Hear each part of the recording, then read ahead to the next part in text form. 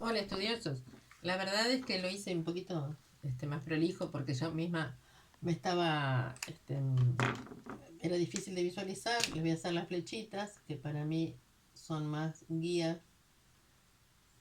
Ustedes lo pueden hacer como quieran. Las flechas siempre es que siga la flecha. Vamos hasta llegar al borde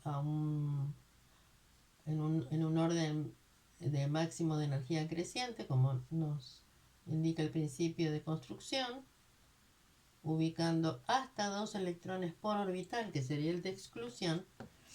Y eh, esta línea que significa que hasta ahí completan los gases nobles. Y acá les dibujé los bloques. En los primeros dos grupos, estos van a terminar en S1 todos. Estos van a terminar en S2, la segunda familia, o sea, los alcalinos y los alcalinoterres. Después lo de acá, S y P son los elementos representativos. Se llaman así, S y P, vamos a marcarlo. S y P son los elementos representativos. Después, D son los que representan los S y P, vamos a ponerle representativos, los bloques. ¿Qué quiere decir? Que tienen muy marcadas las propiedades y son los que se habían quizá conocido primero históricamente. Los D son elementos de transición o metales de transición. Los D, los que están en el bloque D. Los que están en el bloque F se llaman tierras raras en un principio o también elementos de transición interna. ¿Sí? Y ahí tenemos esos bloques. Por otro lado, los representativos en la forma, o sea, ¿cuántos tenemos? Tenemos 7 periodos que corresponden a 7 niveles de energía. Así que recordemos que en la tabla periódica los periodos son los horizontales, como los renglones. Tenemos 18 grupos, si lo hiciéramos del 1 al final, ¿sí? O también tenemos eh, tenemos 18 grupos, pero considerándolos con la denominación antigua, con números romanos, los bloques S y P siempre terminan en A. Por ejemplo, 1A, 2A y después empieza 3, 4, 5, 6, 7, 8. A. ¿Y qué es lo que pasa ahí? Hay 3 grupos en el medio que se consideran elementos del mismo grupo. Fíjense, estos 3, o sea, vamos de nuevo. 1A, 2A, 3A, 4A, 5A, 6A, 7A, 8A. Esos son los elementos representativos. O sea, estos son elementos representativos y estos son elementos representativos y pertenecen a los bloques S y P. Lo que pasa es que en la denominación anterior, no la total, pero se sigue usando así, por eso es importante, se usan las dos prácticamente. Acá tenemos los grupos B, que son los elementos de transición. ¿Y qué encontramos acá? 3B, 4B, 5B, 6B, 7B. Acá hay 3 familias que están bajo el mismo número. Estas serían las 8B. Ahora vamos a ver por qué. Cuando veamos la configuración se entiende mucho más esa forma de visualizarlo. Y después 1B y 2B y acá otra vez sería el A. O sea, estos son los grupos B, van del 3 al 8 y empiezan otra vez 1 y 2. ¿Sí? Y estos son los F que están como considerados familias en sí mismos. ¿Por qué? Porque son elementos que tienen propiedades muy parecidas y vamos a trabajar poco con ellos. De hecho, muchos de ellos son sintéticos y no hay prácticamente información. Fíjense en esta tabla que está viejita, aunque sea una más moderna. Estos elementos que están así con el símbolo en color lila no tienen información de los datos, ¿sí? En ninguno de los dos lados, ¿ven? Es muy poca la información que hay en ellos, fíjense, sobre las propiedades físicas, por ejemplo, porque cuando se obtienen en muy poca cantidad y es poco lo que se puede experimentar. Se obtienen artificialmente por bombardeo nuclear. Bueno, vamos a seguir cosas interesantes. Supongamos que yo les digo, bueno, vamos a hacer la configuración electrónica de... A ver, vamos a elegir un elemento interesante. ¿Qué les parece la plata? La plata tiene el número atómico 47. ¡Pah! Tengo que hacer todo. Desde 1S2, 2S2. No tengo que hacer todo. La puedo pensar y decir, bueno, la plata está en este periodo. voy directamente al periodo anterior a ella y sé que hasta el criptón, ¿sí?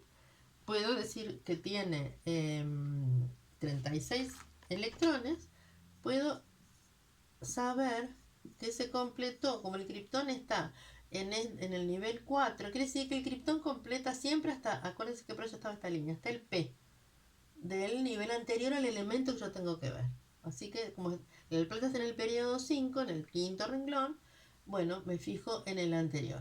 Entonces, el criptón completa hasta acá. Si completa hasta acá, ¿a dónde voy? Después del 4P6 iría al 5S. ¿Lo completo? Sí, porque tengo que llegar de 36 a 47. Tengo que agregar 11 electrones, ¿está? Así que 5S2. Después del 5S, fíjense, completo el 5. Terminé esa fila. ¿Dónde voy? La siguiente línea empieza en el 4D. 4D. ¿Cuántos entran? Y entran 10. Pero yo necesito 9, ¿verdad? Entonces, sería así. Pero miren lo que pasa. Si yo miro acá la tabla periódica y leo el de la plata, me dice 4 de 10, 5S1. Digo, a ver, me dice, como el criptón, esto sería siguiendo esas reglas que vimos antes. Pero me dice esto, 4 de 10, 5S1. La cantidad de electrones es la misma. ¿Ven? Acá tengo 9 más 2, 11. Acá tengo 10 más 1, 11. Pero ¿qué sucede? Hay otras anomalías que son las siguientes. Si hay un orbital casi lleno o casi semilleno, es decir, en el caso de los D, lleno es 10, semilleno es 5, va a pasar que en realidad se completa ese porque es una estabilidad mayor cuando se logra completar un orbital con mayor número de electrones. Así que sería que uno de estos en realidad pasa a completar el D y entonces el que me queda más externo, y así se comporta la plata, con la posibilidad de perder un electrón, por lo general, frente a otros, como por ejemplo puede pasar frente al oxígeno. Bueno, entonces en realidad esta configuración va a pasar a estar de esta manera. ¿Sí? Y así es como aparece en la tabla. Quiere decir que esta tiene un nivel energético menor que esta. ¿Por qué? Porque se completó el D. Y podemos verlo con otros elementos. Vamos a hacerlo, por ejemplo, mira, para el cobre. El cobre, que son 29. ¿Cuál es el gas noble anterior? El argón. El argón completo hasta acá. Voy a seguir 4S1 y ahí serían 19, me faltan 10, ¿sí? 3 de 10. Bueno, así el cobre me quedó ya eh, completo. Es decir, yo ya lo escribí en la forma más baja posible. En realidad, muchas veces el que está completo se pone primero, porque energéticamente correspondería a ese nivel 4S1. ¿Tá? Entonces son como de cosas a tener en cuenta de que es como se comporta energéticamente completar o semi-completar. Vamos a poner uno que tenga 5, a ver, 5 electrones menos, sería 29. Acá lo tengo al cromo, que hoy lo habíamos hecho con las reglas generales. Cromo. Bien, 18. Termino acá. Y tengo que llegar del 18 al 24, me faltan 6 electrones. Bueno, sería, estoy acá en la 18, terminé acá, 4S1, 3D, perdón, 4S2, 3D4. Esa sería la configuración siguiendo todas las reglas que vemos hasta ahora. Pero en realidad, como son 5 orbitales, si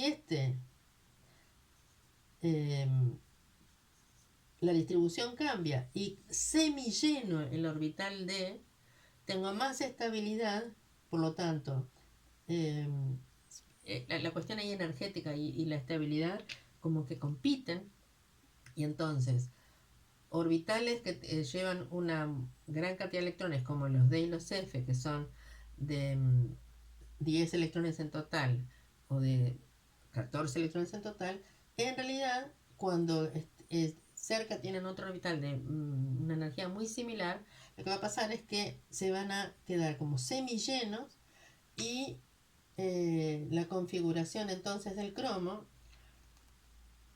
puede ser esta o podría ser también esta. ¿Y por qué digo podría ser? Porque justo en ese caso, ¿qué pasa con el cromo? Si uno observa en la tabla periódica, este conocimiento es previo, ¿verdad? O sea, esto es lo que se interpreta hoy de cómo se distribuyen los electrones.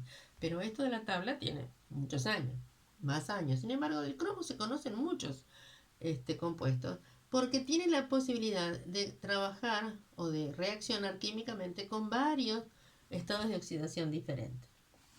¿Eso qué significa?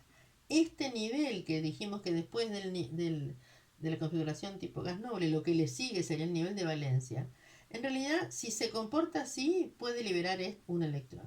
Si se comporta así puede liberar 4, puede liberar 2, puede liberar 6, o sea, de hecho el cromo se comporta de muchas, también 5, o sea, depende de frente a qué otro elemento reaccione, cómo se van a comportar los electrones en su último nivel. Siempre va a ser con respecto a esto, el nivel de valencia.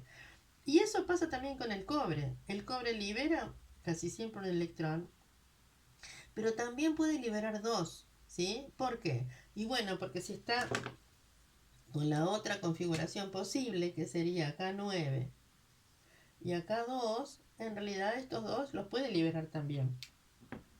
Si puede comportarse de esa manera, puede liberar uno y entonces libera solo ese, o si es como que hubiera dos configuraciones posibles de energía muy similar, muy cercana una con la otra, y va a depender entonces de frente a quién reacciona ese elemento. Bien, otra cosa a tener en cuenta. Podemos determinar por la configuración electrónica de qué elemento se trata, cuál es el periodo en la tabla que se encuentra, cuál es el grupo en el que se encuentra y algunas de sus propiedades. Porque si se parecen, si dos elementos tienen propiedades similares, seguramente es porque su configuración electrónica tiene un nivel de valencia, digamos, o el nivel más externo muy similar.